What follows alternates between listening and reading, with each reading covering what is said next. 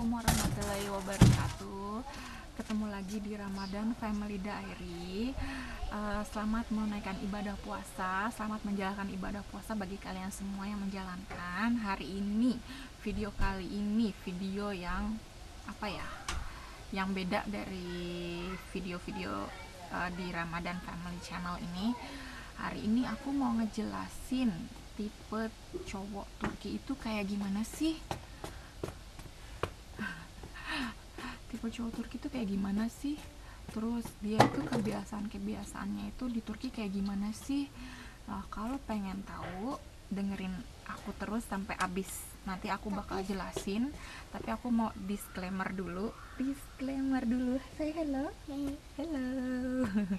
Mau disclaimer dulu. Jadi ini semua adalah pengalaman pribadi aku pribadi, dan juga pengalaman dari teman-teman yang sama-sama nikah campur dengan orang Turki.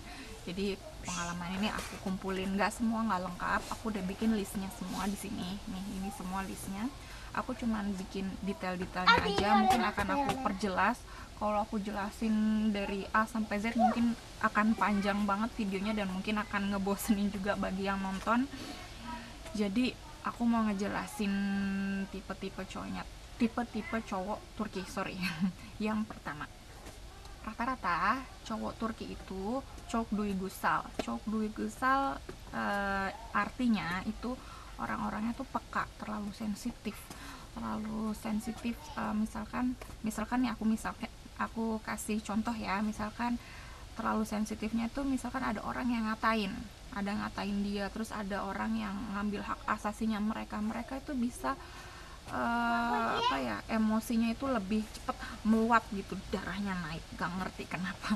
Jadi itu mereka çok duygusal itu sangat famous banget. Jadi kalau misalkan cowok Turki çok duygusal, very sensitive. Misalkan kayak kita nonton film sedih gitu ya, nah kalau nonton film sedih gitu kan, kalian pasti nangis ya. Bagi orang yang sensitif, yang nangis itu. Kalau yang nggak sensitif, biasa aja, namanya juga film gitu kan, marketing gitu kan. Nah, itu yang pertama. Yang kedua, ini lebih sensitif lagi nih kayaknya. Rata-rata cowok Turki jarang mandi, serius. Bukannya mau buka aib bagaimana ya, karena mereka itu hidup di 4 musim, nggak kayak di Indonesia yang musim panas terus atau musim penghujan. Kita tiap hari sehari 2 kali mandi. Rata-rata mereka itu mandinya jarang. Ini serius ya. Iya betul. Jadi rata-rata jarang mandi mereka. Tapi mereka biasanya walaupun nggak mandi, mereka tiap hari sehari bisa berapa kali cuci muka, cuci tangan, cuci kaki, ganti baju. Itu mereka jarang mandi memang. Mungkin setiap keluarga atau setiap keluarga pendidikan mungkin berpengaruh juga. Cuma sih rata-rata memang jarang mandi sih, setahu aku ya, jarang mandi. Yang ketiga nih, kalau rata-rata ya, kalau ini pengalaman pribadi aku sendiri sih.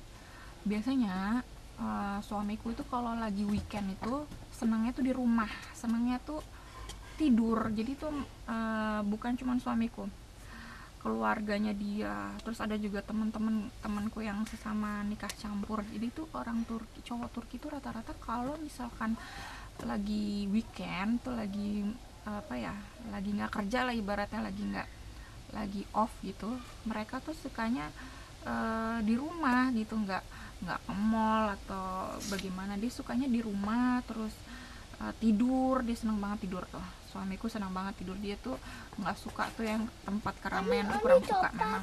Cuman setiap keluarga,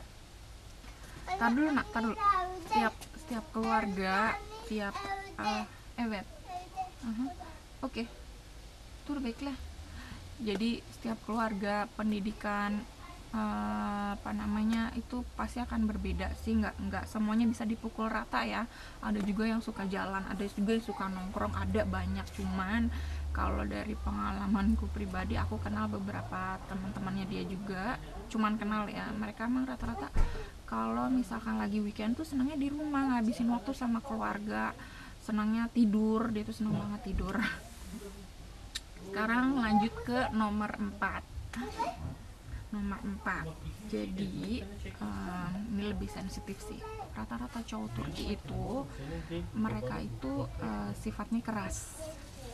Alhamdulillah suamiku sifatnya keras itu bukan wataknya gimana maksudnya suka ngamuk keras gitu, enggak.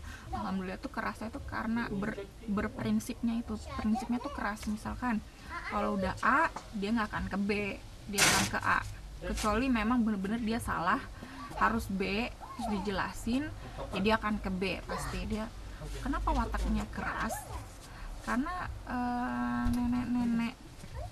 nenek kakeknya dulu itu Ottoman dulu itu memang mereka suka berperang gitu, terus nomaden gitu, mereka tinggalnya berpindah-pindah. Itu yang bikin watak mereka tuh prinsipnya itu keras. Jadi ada positifnya, ada juga negatifnya. Jadi kalian harus cek, misalkan kalian punya calon suami orang Turki, kalian cek, kalian bisa tanya, kalian bisa bikin list.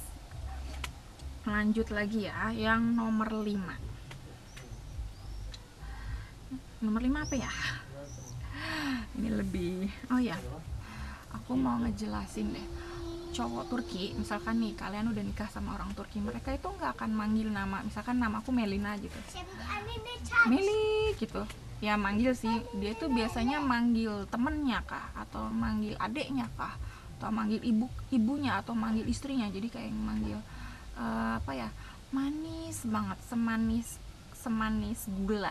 Jadi tuh dia bisa manggil dengan aşkım, balem, tatlem, terus apalagi ya, bebeğim, çiçeğim. This meaning my flower. Jadi dia tuh jarang manggil nama gitu, kecuali kalau di luar ya, misalnya lagi ke pasar nggak mungkin juga dia manggilnya. Aku manggilnya misalkan tatlem, aşkım, pasti orang ketawa. Jadi ya di rumah biasanya dia manggilnya dengan hal-hal yang sangat manis. Jadi mulutnya itu manis, semanis apa ya, semanis kue baklava itu kan, dia makannya baklava kan, manis banget itu. Terus kita lanjut yang nomor 6 nih ya, nomor 6. Lanjut ya, nomor 6. Jadi ini nggak bisa dibandingin ya. Jadi rata-rata orang Turki itu memang ada yang sholat 5 waktu, ada yang nggak sholat 5 waktu. Tapi walaupun mereka sholat 5 waktu, biasanya mereka sholat Jumat atau sholat lebaran, kayak lebaran haji, lebaran idul fitri, mereka sholat. Tapi itu memang nggak bisa dipukul rata. Jadi memang kalau misalkan kalian punya teman dekat laki-laki Turki, kalian bisa langsung tanya, langsung cek bagaimana dia cara menjalankan sholat 5 waktunya, apakah dia ngejalanin atau enggak, keluarganya gimana, itu harus kalian cek. Nah terus walaupun mereka itu ada juga yang nggak sholat, tapi mereka menghargai banget misalkan orang yang mau sholat, misalkan lagi bertamu gitu kan, walaupun bertamu terus mereka ngobrol, mereka nggak ngerjain sholat, tapi mereka misalkan ada yang mau sholat, mereka menghargai, langsung matiin TV, atau misalkan nggak ribut atau gimana, mereka menghargai, cukup sangat menghargai itu. Sekarang masuk yang ke nomor 7. Nah di Turki rata-rata mereka mazhabnya itu Hanafi. Jadi di Indonesia itu kan mazhabnya Syafi'i ya, kebanyakan Syafi'i, kayak aku pribadi, keluargaku Syafi'i. Kalau suamiku di Turki rata-rata Hanafi. Kalian harus cari tahu juga perbedaannya. Tapi yang paling mencolok aku kasih tahu ya, kalau Hanafi itu yang mencolok misalkan kalian mau zakat fitrah. Nah kalau kalian zakat fitrah itu, kalau di Hanafi mereka bisa berupa uang, tapi kalau Syafi'i dia itu berupa beras. Misalkan apa yang kita makan, kalau di Indonesia kan kita makannya beras, jadi ya ya kita ngasihnya beras zakat fitrahnya. Terus yang kedua, kalau misalkan sholat idul fitri atau sholat ya lebaran haji gitu ya, perempuannya rata-rata nggak ke masjid, mereka sholatnya di rumah. Jadi yang ke masjid itu laki-laki. Terus yang ketiga, yang paling mencolok ya, aku kasih contohnya. Misalkan kalau kalian sholat nih berjamaah sama orang Turki. Nah, biasanya kalau Hanafi, aku nggak tahu ini bener atau enggak. Ini karena pengalaman pribadi ya. Ini pengalaman pribadi aku sama suamiku. Jadi kalau Hanafi itu, jadi pada saat udah takbir, Allahu Akbar. Nah, kalau mau sujud, kan kalau kita Syafi'i begini lagi ya, kita kan begini lagi. Nah, kalau Hanafi enggak. Jadi kayak begini, itu cuman pada saat di awal setelah takbir. Setelah takbir benar. Pas mau sujud ke naik lagi, dia nggak akan begini lagi. Dia langsung begini. Kayak gini. Terus kita lanjut nomor 8. Ini banyak banget sih ya nih, kapan selesainya. Aduh. Yang ke-8. Jadi di Turki itu memang 95%-nya ya 90%-nya mereka beragama Islam, tapi mereka Islamnya berbeda. Kalian harus cari tahu karena di sana juga banyak sekte Syiahnya banyak. Jadi dia tuh kalau sekte Syiahnya tuh mereka menamakan dengan Ahlevinya banyak. Jadi ya harus ditanya lah, banyak pokoknya sekte Syiah itu banyak. Jadi aku cuma mau ngasih tahu itu aja sih. Terus yang ke-9, nah untuk yang menikah sama orang Turki, jadi itu keluarganya tuh berprinsipnya tuh lebih ke patriarki. Kenapa patriarki? Jadi gini, misalkan kalian ini bukan orang Indonesia lah, pokoknya orang sama-sama Turki gitu ya. Misalkan bapaknya itu surname-nya misalkan katakanlah katakanlah surname-nya misalkan surname-nya Sen, ya kan, bapaknya. Terus nikah sama suaminya. Suaminya surname-nya beda, surname-nya Kilic kan. Jadi pada saat nikah si pihak perempuannya itu ngikutin surname dari pihak suami. Jadi kenapa saya bilang ini lebih ke patriarkinya itu karena itu. Jadi dia ngikutin surname dari suami. Itu bukan dari bapak kandungnya. Tuh. Sekarang yang nomor 10. Nih, ini agak lebih susah kalau buat aku yang nomor 10. Kenapa? Karena nomor 10 ini makanan nih. Karena menurutku makanan yang paling enak itu adalah makanan Indonesia. Karena kenapa? Karena kita lahir, tinggal, dibesarkan di Indonesia. Pasti kan kita yang ketelan yang paling kita cinta itu pertama makanan Indonesia gitu kan. Nah, tapi Indonesia itu kalau aku lihat ya, misalkan nih Indonesia itu lebih fleksibel gitu untuk menerima makanan asing, misalkan kayak makanan kayak kebab misalkan atau makanan pizza gitu, langsung viral, langsung semua orang pengen nyobain, suka gitu kan. Tapi beda sama orang Turki. Orang Turki itu rata-rata agak susah fleksibel sama makanan yang belum pernah dia coba selama hidupnya. Jadi kurang fleksibel. Misalkan aku nih, kayak aku pribadi nih, alhamdulillah suamiku tuh orangnya nggak milih-milih makanan. Ada beberapa orang yang bener-bener milih banget makanannya. Jadi suamiku tuh masih bisa lah, misalkan kayak masak makanan Indonesia itu masih bisa, kayak nasi uduk, rendang, katakanlah opor, terus apalagi ya, makan makanan berkental kuahnya itu masih nerima. Tapi beda sama ibu mertuaku tuh nggak bisa makanan yang ada banyak cabenya gitu, kayak rendang gitu nggak bisa. langsung sakit perut kan. Tuh makanannya memang mereka itu kurang fleksibel untuk menerima makanan asing. Terus juga rata-rata orang Turki itu nggak suka makan kayak ceker ayam gitu kan. Kalau kita orang Indonesia itu makan ceker ayam itu kan enak gitu ya, ada mie ayam, mie ceker ayam gitu ya.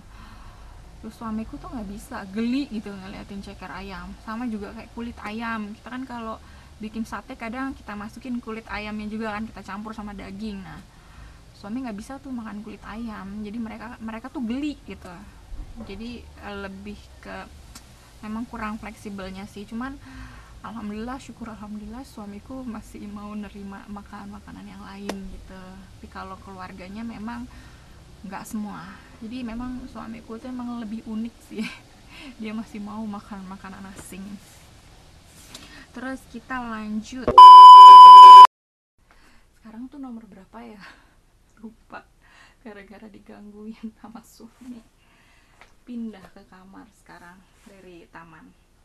Kalau nggak salah nih tadi nyampe nomor 11 ya, nomor 11 nih ya. Nah, nomor 11 ini aku mau ngasih tau nih, mereka tuh mah rata-rata ada banyak juga yang nggak sholat 5 waktu ya, sholat 5 waktu, tapi mereka itu kalau dihina agamanya, agama Islam dihina, itu mereka tuh ngamuknya luar biasa, ngamuknya sebener-benernya ngamuk. Pokoknya nggak suka agamanya diejek-ejek, walaupun mereka sholatnya anggot-anggotan, puasanya anggot-anggotan, tapi kalau disentil dikit gitu langsung ngamuk gitu ya.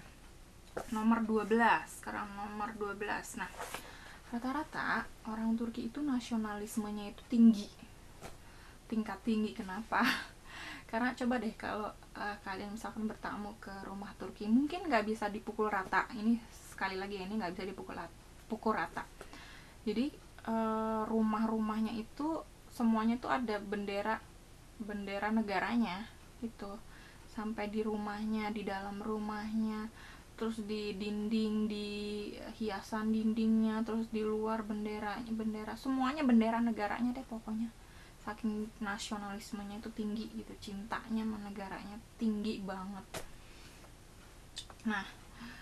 Nah yang sekarang nomor 13 nih, yang paling nomor 13 nih aku kadang agak bingung juga ya, jujur ya, namanya menikah gitu, apalagi menikah sama orang asing ya. Gimana ya, menikah sama-sama orang Jawa, sama-sama orang Sumatera, atau orang Jawa sama orang Kalimantan sama orang Kalimantan sama Sulawesi, atau sebaliknya gitu ya. Itu aja susah, maksudnya ada banyak perbedaan gitu ya, dari perbedaan bahasa, perbedaan makanan, dari perbedaan kultur daerahnya masing-masing, itu aja udah susah ya. Ini kalau misalkan kita nikah sama orang Turki ya, pasti kan namanya pernikahan itu kan nggak selalu manis selalu ya, nggak, pasti ada berantemnya, itu pasti ada. Nah yang paling aku suka nih dari orang Turki itu, kalau misalkan kalian berantem nih ya, kalau kalian berantem itu nggak lama, maksudnya nggak sampai sejam, nggak sampai 3 hari, 1 minggu gitu, sebulan, nggak, sejam juga dia bisa ketawa lagi sama orang yang di sebelahnya. Serius, aku nggak bohong, itu pengalaman pribadi dari keluargaku ya, dari keluarga suamiku. Mereka kalau berantem sejam, habis sejam hilang, terus mereka bisa ngobrol kayak biasa lagi. Itu yang nomor 13. Tapi yang nomor 13 ini yang tentang berantem ini tergantung kesensitifan mereka ya, apa yang mereka berantemin. Bisa juga berantemin masalah apapun ya, bisa juga lama gitu. Tapi kalau untuk berantem yang normal, berantem lah yang kayak berantem kakak adik yang normal gitu, itu nggak lama, nggak sampai berhari-hari, nggak. Terus nomor 14. Nah, laki-laki Turki ini, kalau kalian menikah sama orang Turki, biasanya laki-laki Turki itu akan dia itu lebih aktif dalam ngurusin belanja. Dia biasanya akan menuin lemari es atau lemari-lemari di dapur, itu dia bakalan menuin kalau memang habis gitu. Dia lebih sigap memang daripada aku nggak bisa nyamain juga ya. Dia tuh biasanya lebih sigap dalam membeli makanan, bahan pokok makanan gitu. Dia sigap memang. Tapi memang kalau orang Turki itu nggak ngasih gaji ke istrinya itu 100% gitu kan. Kan ada nih kalau di Indonesia itu yang gaji suaminya itu ngasih gajinya ke istrinya, terus istrinya tuh yang akan manage gitu ya, bayar ini, bayar itu, bayar ini gitu kan, buat belanja bulanan, belanja mingguan dan sebagainya. Kalau di Turki enggak. Jadi perempuan sama laki-laki itu berbandingannya itu cukup andil gitu, maksudnya bisa jadi suaminya nggak ngasih duit karena memang nggak ngasih uang bulanan karena memang udah dipenuhin lemari esnya, atau mungkin istrinya udah kerja terus misalkan lemari es atau makanan semua udah dipenuhin, semua kebutuhannya, bajunya segala dipenuhin, biasanya dia memang nggak akan ngasih berupa uang lagi. Tapi itu tergantung, tidak semuanya sama, nggak bisa dipukul rata. Cuman yang aku lihat itu memang beda karena papaku itu orang Jawa, ibuku orang Padang. Jadi kalau orang Jawa emang nggak semua sih, bapakku tuh misalnya ngasih gaji tuh ke papaku, tuh ngasih gaji ke mamaku gitu, terus mamaku yang akan manage gitu di amplop gitu, ini buat bayar listrik, buat bayar sekolah, buat belanja dan segala macam. Tapi kalau di Turki yang aku lihat itu istri sama suami itu bareng-bareng gitu. Misalnya ini hanya misalkan ya, dari pengalaman aku pribadi ya. Jadi misalkan suami gaji sekian gitu kan, terus nanti suami tuh nanti akan bayar listrik, bayar ini, terus misalkan dibuka gitu, ikut andil gitu, maksudnya nggak cuman si istri aja yang memanage, jadi si suaminya juga ikut andil gitu. Ini kalau di Turki. Nah, terus kita masuk nomor 15. Nah, ini nomor 15 ini bener-bener nggak bisa dipukul rata ya. Rata-rata kebanyakan memang orang Turki, cowok Turki itu pengen istrinya di rumah kalau finansialnya memang tercukupi, atau kalau memang sama-sama mereka gampang nyari kerjanya gitu kan, gitu, finansialnya tercukupi, nyari kerjanya gampang, memang udah punya, memang sama-sama orang Turki ya. Tapi kalau rata-rata kalau cowok Turki itu dia nggak akan segan-segan ngomong, minta bantuan ke istrinya untuk kerja kalau memang finansialnya memang kurang, misalkan ekonominya memang kurang.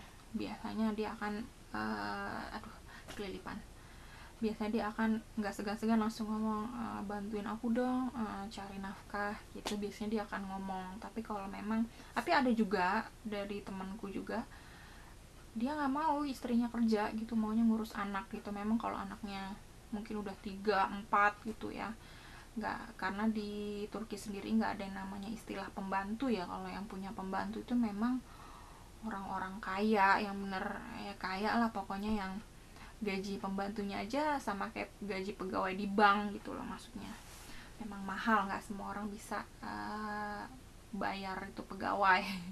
Pegawai yang ngasuh anak tuh nggak bisa semuanya, orang Turki itu bisa afford gitu loh.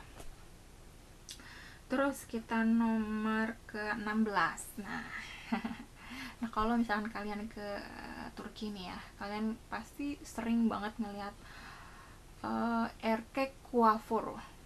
Erkek coiffure artinya salon, erkek artinya laki-laki, cowok gitu kan. Jadi memang cowok di Turki itu seneng banget yang namanya nge-style, motong rambut itu ke salon.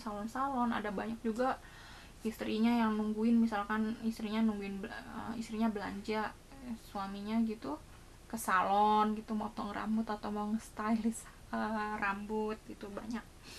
Jadi cowok Turki itu memang rata-rata suka nyalon, memang kayaknya hampir semuanya. Tapi jangan salah loh, orang-orang yang misalkan erkek coiffure, salon khusus buat cowok ini, kayak barbershopnya ini, mereka itu nggak kayak bencong-bencong gimana gitu, enggak. Jadi tuh cowok-cowoknya tuh maco-maco gitu, yang berewokan, ganteng-ganteng deh pokoknya. Ganteng pokoknya, nggak kayak kayaknya kalau di Indonesia tuh kan yang paling aku sering lihat tuh kalau salon gitu, terus yang bagian stylistnya itu kebanyakan memang yang cowok tuh agak lemah gemulai gitu. Tapi kalau di Turki nggak ada, aku sampai saat ini sih belum pernah ngeliat ya, tapi kalau memang ada sih nggak tahu, wallahu alam ya. Rata-rata mereka maco, maksudnya cowok ya maco gitu, style, tapi dia nggak kayak lemah gemulai bagaimana gitu. Terus nomor 17 tuh udah masuk sebelumnya. Jadi cowok Turki itu biasanya manggil istrinya itu bukan dengan nama, dia itu manggilnya misalkan Karıcığım, my wife, terus aşkım, my love, tatlım. Tatlım tuh artinya apa ya? Tatlım tuh tatlo itu meaning lucu. Tatlım. Jadi itu M itu kepunyaan, misalkan namaku Melina ya. Jadi suamiku misalkan manggilnya Melina Jam, my Melina gitu. Dia manggilnya dengan sebutan yang sangat manis untuk istrinya, untuk kekasihnya. Kadang untuk temannya pun atau untuk adiknya pun manggilnya juga manis. Mulutnya manis. Nomor 18 nih. Emang di Turki itu 90%-an itu Islam. Sedikit memang Kristen, tapi untuk pergaulannya itu mereka banyak sih yang minuman keras atau beralkohol tuh banyak banget. Mau dia muslim mau apapun banyak banget. Jadi dia tuh stylenya mukanya tuh muka campuran Timur Tengah sama Eropa yang bercampur, tapi untuk stylenya dia lebih ke arah Eropa style, lebih ke apa ya, lebih ke Eropa memang stylenya. Tapi kalau dalam kulturnya itu lebih ke Timur Tengah, lebih ke Timur Tengah lagi, lebih ke timur lah, ketimuran tuh. Terus kita masuk nomor 19. Ini nggak semua yang bisa dipukul rata. Cuman yang aku pernah yang aku lihat ya dari bapak mertuaku sama suamiku, dia itu nggak malu gitu bantuin istri buat ngebersihin rumah, itu nggak malu. Misalkan nggak bisa dipukul rata memang. Jadi jangan dipikir misalkan kalian menikah dengan orang Turki terus suami yang ngerjain kerjaan rumah, dia nggak 100%. Ada juga kultur dari mereka yang memikirkan adalah pekerjaan perempuan tuh kayak misalkan mandiin anak, misalkan nyebokin anak atau ganti pampers anak, itu kerjaan istri. Ada yang kayak gitu, cuman nggak itu ini sebenarnya nggak bisa dipukul rata. Ini tergantung dari keluarganya, pendidikannya bagaimana. Cuman kalau dari ayah mertuaku, dari bapak mertuaku sama dari suamiku, mereka rata-rata nggak malu gitu untuk bantuin istri sekedar buang sampah atau tolong beliin minyak goreng atau beliin roti gitu. Dia nggak malu segan-segan untuk menuhin keinginan istrinya, tapi nggak semua. Terus yang nomor 20, mereka rata-rata sabarnya kurang. Jadi tuh mereka nggak kayak orang Jawa mungkin. Orang Jawa kan orangnya sabar, lemah, gemulai. Dia tuh orangnya kurang sabar, pengennya tuh pengen cepet-cepet gitu selesai gitu. Tapi memang nggak bisa dipukul rata. Cuman yang aku lihat mungkin hampir 50% itu memang kurang sabar. Kenapa aku bilang kurang sabar? Karena aku kalau pulang kampung nih ke rumah mertuaku, terus kita mau ke mall, misalkan kita mau ke mall terus misalkan ada kecelakaan atau misalkan ada apalah gitu yang salah gitu di trafiknya gitu, terus ada kecelakaan, terus ada macet, ada yang berhenti mobil atau gimana, mereka itu nggak sabar gitu. Maksudnya mereka akan berantem, terus akan keluar dari keluar dari mobil dan akan nyamperin orang yang salah tadi, akan berantem gitu. Dia, kalau aku bilang kurang sabar memang kalau aku lihat ya. Tapi memang nggak bisa dipukul rata. Dan yang nomor 21, biasanya cowok Turki itu cemburuannya tanda kutip ya, nggak ya sampai cemburu buta gitu, gimana, enggak. Jadi di Turki itu perempuannya jarang yang senyum kayak orang Indonesia. Itu kan senyum di mana-mana, ketemu tukang ojek, ketemu tukang sayur senyum gitu. Perempuan Turki jarang senyumnya. Kenapa? Karena senyum bisa disalah artikan kalau di sana. Jadi nggak boleh sembarang senyum. Jadi kalau kalian misalkan ada foreigner gitu senyum, terus kalian senyum terus how are you, hi, terus talking nicely with another foreigner gitu, dia nggak akan segan marah gitu, cemburu. Dia pengennya, kenapa sih kamu senyum-senyum sama orang, senyum tuh sama aku aja gitu. Terus yang nomor 22, nah, di Turki ini dilarang poligami. Jadi istri cukup satu. Kayaknya indah banget ya. Tapi itu sebenarnya nggak nyelesain masalah juga. Kenapa? Walaupun poligami itu nggak dibolehin di negaranya, tapi banyak orang-orang yang nikah di bawah tangan. Di bawah tangan tuh kayak apa ya? Kayak ya nikah di bawah tangan tuh apa sih artinya di Indonesia? Aku juga lupa namanya apa. Pokoknya nikah gitu deh pokoknya. Karena poligaminya itu memang dilarang, jadi mereka yang pengen nikah lagi jadinya diem-diem, ngumpet-ngumpet gitu. Karena tapi ini juga yang bikin aku juga nggak ngerti juga ya kenapa sebenarnya poligami dilarang itu sebenarnya lebih positif kalau menurut aku ya. Kalau menurut kalian nggak tahu deh, tapi di balik positifnya itu ada negatifnya juga pasti kan, namanya hidup itu kan selalu ada positif negatif. Negatifnya itu ya mereka kalau nikah ya jadi kayak nikah di bawah tangan itu. Tahu nikah apa sih namanya tuh, aduh nggak tahu deh. Udah selesai semuanya, totalnya ada 22. Ini sebenarnya masih panjang banget, masih panjang kali lebar, cuman aku persempit, itu bener-bener aku persempit yang mana yang apa ya, yang paling yang paling aku alamin selama menikah dengan orang Turki. Udah segini dulu video kita kali ini. Insya Allah dilanjut lagi. Kalau kalian suka dengan videonya, please like and comment. Kalau kalian pengen komen, pengen dibikinin video apa, tulis komen kalian. Insya Allah kalau aku ada waktu luang, aku pasti akan bales. Dan kalau memang ada ide-ide video apa yang pengen kalian aku bikin video apa, kalau memang aku bisa pasti aku bikinin. Terima kasih buat yang nonton. Terima kasih, selamat menjalankan puasa. Assalamualaikum warahmatullahi wabarakatuh. Gorsurus, bye bye.